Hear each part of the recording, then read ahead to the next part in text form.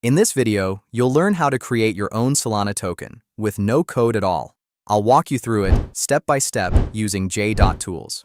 It only takes a few minutes, and you don't need any technical skills. Let's start by opening the token creator. Here we are. This is the token creator. This is where we set everything up: the name, the symbol, how many tokens to create, and a logo. A little later, we'll also choose a few security settings. It's all on one simple page, so let's go through it, one step at a time. First, let's connect a wallet. I'll click Select Wallet at the top and choose Phantom. I've connected my wallet. Now let's fill in the details. First, the name. You can name your token anything you like, whatever comes to mind. I'll call mine Tsubasa. Then the symbol, which is the short ticker people will see. You can pick any short combination. I'll use TSU. There's also an optional description, where you can add a short line about your token. You can write one if you like. I'll leave it empty for now. And notice the preview on the right updates as you type. Next, decimals and supply. Decimals control how divisible your token is. 6 or 9 is typical for most Solana tokens. I'll use 6. Then for total supply, I'll enter 1 million.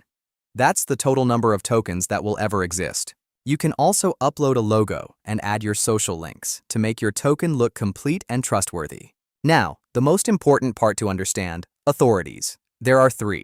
Revoking mint authority stops any new tokens from being created, so your supply becomes fixed. Revoking freeze authority means no one can freeze token accounts, which makes your token more trustless.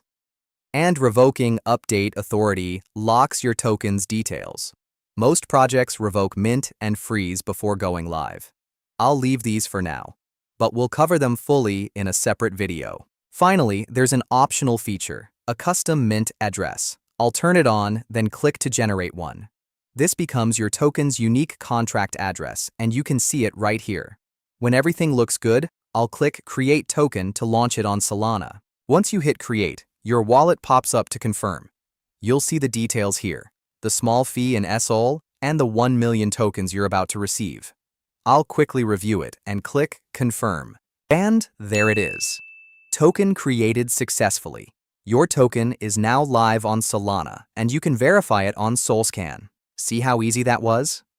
Your own token, no code, in just a few minutes. If this helped, subscribe and try it yourself at j.tools.